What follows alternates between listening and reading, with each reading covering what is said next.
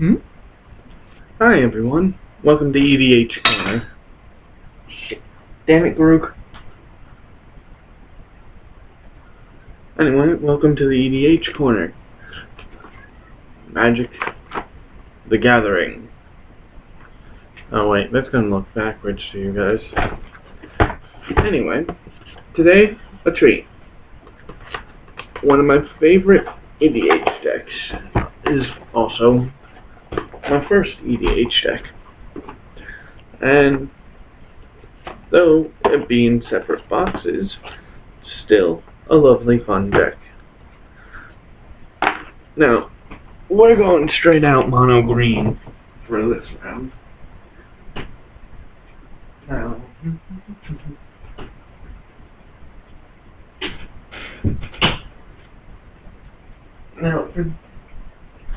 for this deck specifically, I had 4 or 5 choices for the commanders themselves.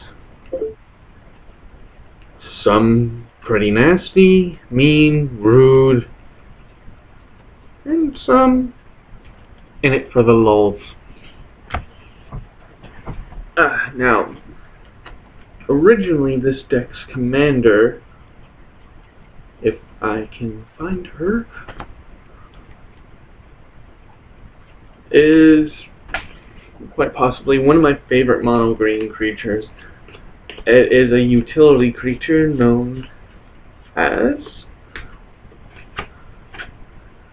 Jor-El, Empress. Ooh, that's really shiny. Jor-El, Empress of Beasts. Now, Jor-El is a legendary creature, of course, because EDH commander. Human Spellshaper. Spellshaper? Well, that's a strange creature type. I might not know many of Spellshapers, even though I kind of do. She is a 5 mana 3/3, and people go, 5 mana for a 3/3? That's a little pricey. And most of the time you'd be right, 5 mana for a 3/3 is pretty darn pricey. But she's a 5 mana 3/3 for a reason. Her ability is, pay 3 mana, tap her, discard 2 cards, target player's lands. Become 3/3 beasts. But they're still lands. But also creatures. Now, isn't that sort of nifty? Turning a 40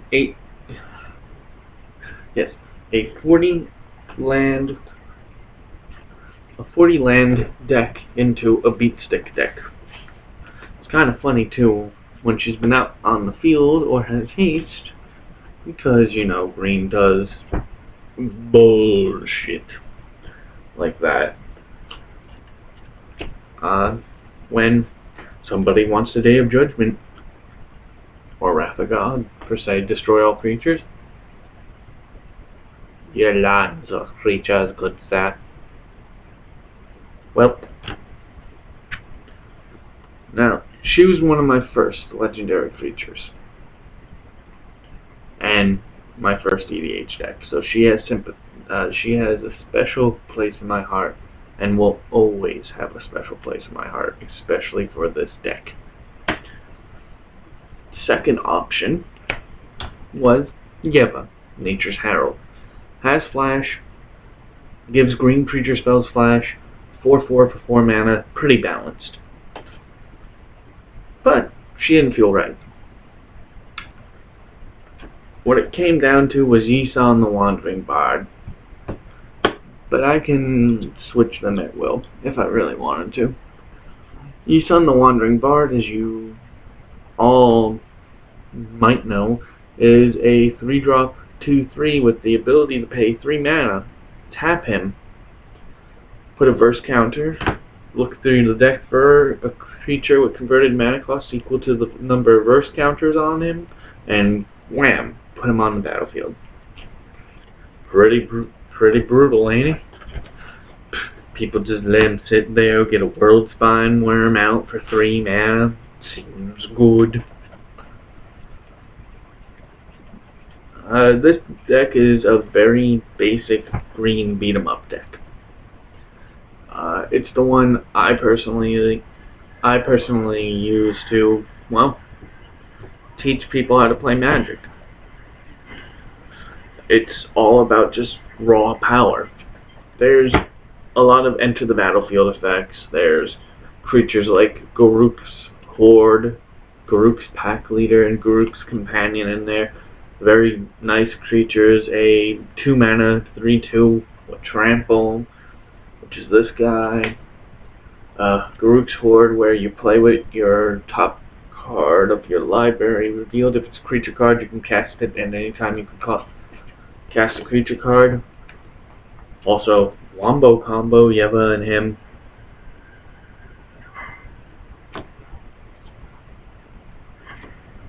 Very Wombo Combo-y. The deck itself is going to be changing yet again from my favorite build, adding a little more kick to the deck, adding a few more Hydras, like Hooded Hydra, who is one of my favorite Hydras in the entire damn game right now, and, well, it's a freaking snake Hydra. I don't know what I have to not love about it. It's 2 green and X, or play it for 3 mana and morph it for 5 and get 5 counters on it, but why would you do that when you can have a bajillion counters on it in the right deck and just slam, slam, slam, slam. Oh cool, it dies, I get a lot of little 1/1s. One big creature is not enough. Mistcutter Hydra, because you know how much green loves blue. Unless it's semi. Now, this deck isn't all just mean-spirited, big, boosty things. No, you gotta show some love to everyone. So I have cards like Rites of Flourishing, Collective Voyage, Dictate of Karmetra in the deck, and one of my favorite 1-drops in this deck that isn't a Llanowar Elf, because, you know, Llanowar Elf is so passé. Magnus of the Vineyard. He's a 1-drop in at the beginning of each player's main combat, or pre-combat main phase. They get 2 freebie. 2 free green mana. And you know what? It's an accelerator. It helps, and it's fun for everyone. So why not have this little guy in here? I mean, it's not like he's going to be a problem, and if he is, you just sacrifice it to feed the pack and get some lovely little wolfy wolves. Oh. A card that I personally really like just because of flavor, because I like building decks that aren't necessarily good. I like building decks that have flavor to them. And for those new to Magic or don't know what I'm talking about, flavor, I mean, well, it's hard to explain once you guys start understanding the little things. Like Pharaoh Hydra. It's 1 green and X, and it enters the battlefield with X number of 1/1 counters on it. And then pay 3 mana, any player may activate this ability and put a +1/+1 counter on it. It makes me laugh just because, hey, I'm gonna attack your enemy. You have 30 mana open. You wanna be a pal? Okay. Scourge Sulk Valley is another Hydra, so if you're not getting it, there's a little bit of a Hydra sub-theme in the deck.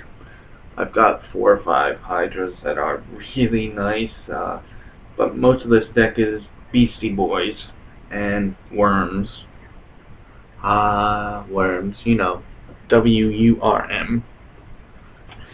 And, well, my ace in the hole in the deck, personally, since there aren't that many instants and sorceries,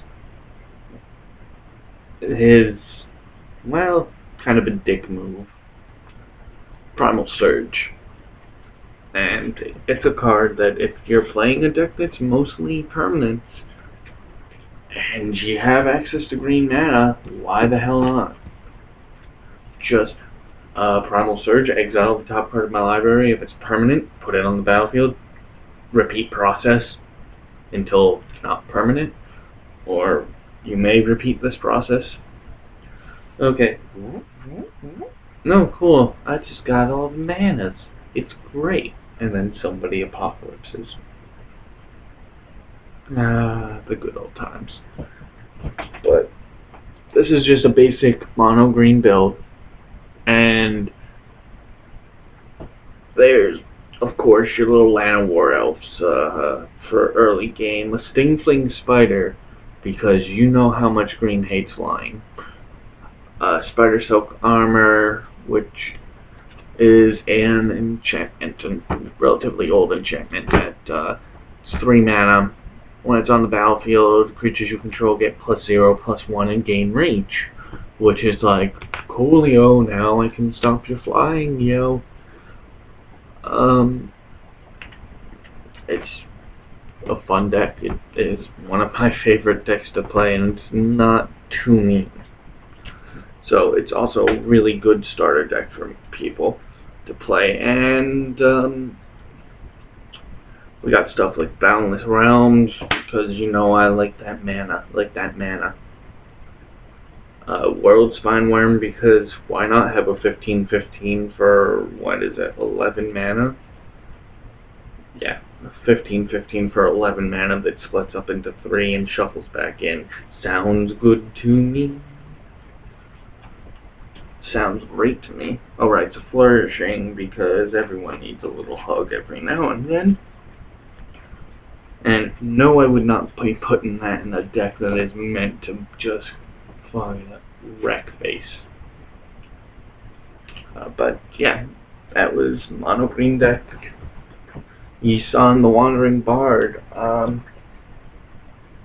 As far as the creature base goes, we got some small mana dork elves for early game, a Spellbreaker Behemoth to give creatures with power 5 or greater indestructibility, a Hero's Bane just because the mana production in this deck is quite ridiculous. There are Vorinclex, Keeper Progenitus, Cade Sun, and Dictate of Karmetra. There are 4 mana additioners, so each of my lands could at some point tap for 5 apiece, and not to mention any of the other creatures that produce mana. It is possible for me to make it so I can have each land tapped for 10, but I am not buying a Mana Reflections, and you can put that on my gravestone. I won't be buying that. No, sir, ma'am.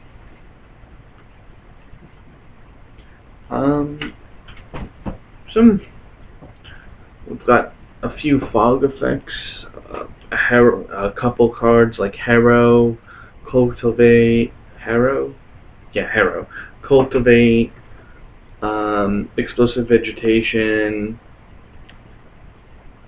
and Awakening Zone. You know, just get some mana, get some mana. What's a mana, you? Ah, shut up your face.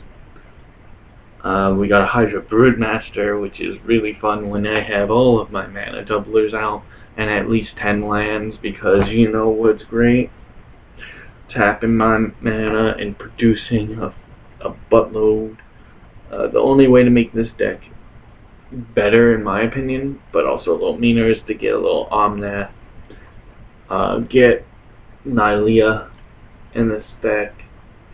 Oh yeah, enchantments-wise, before I forget, we got an Eidolon of Blossoms, which is an enchantment creature with Constellation. Whenever another enchantment enters the battlefield under your control, you can draw a card.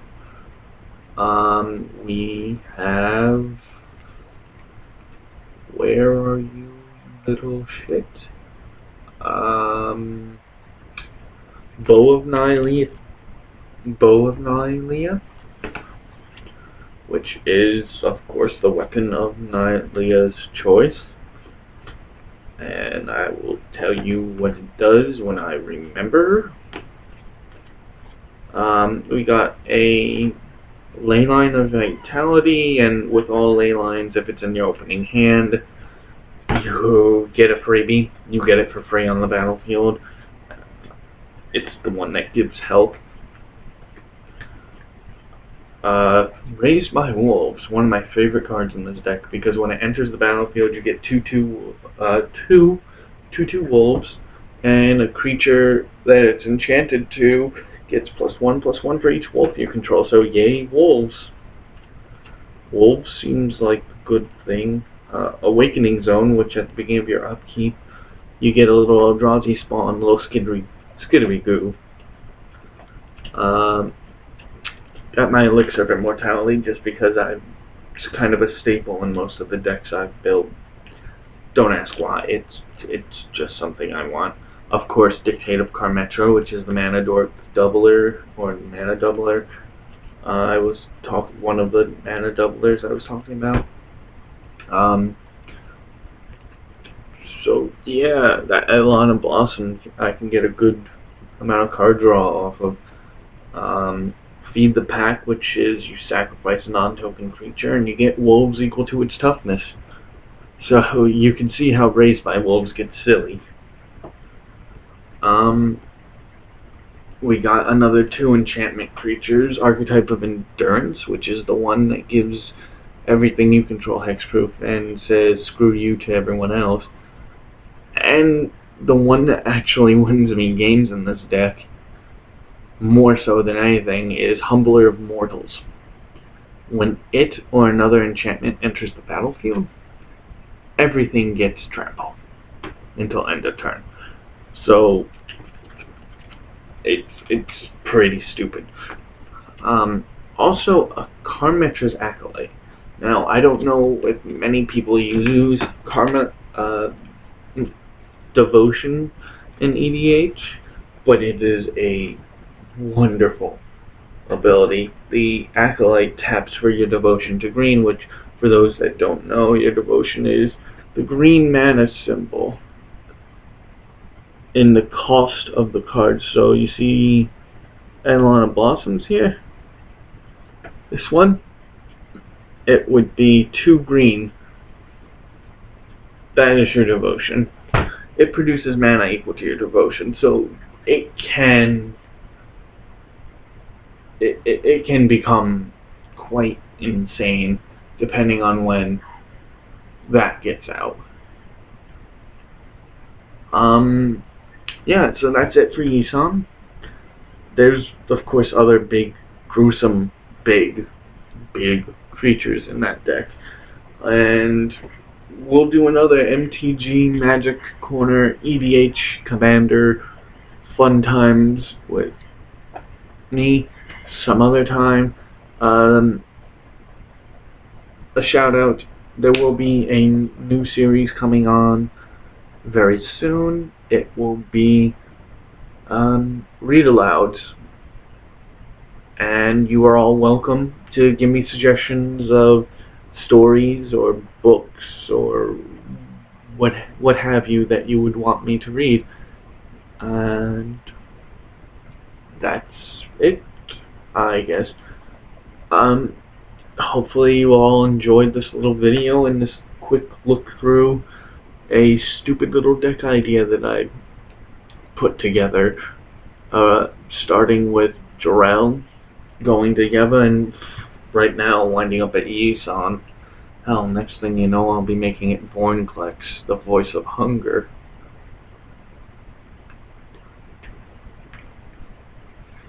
Get all that hate. Anyway, see you all in the next video. Latest.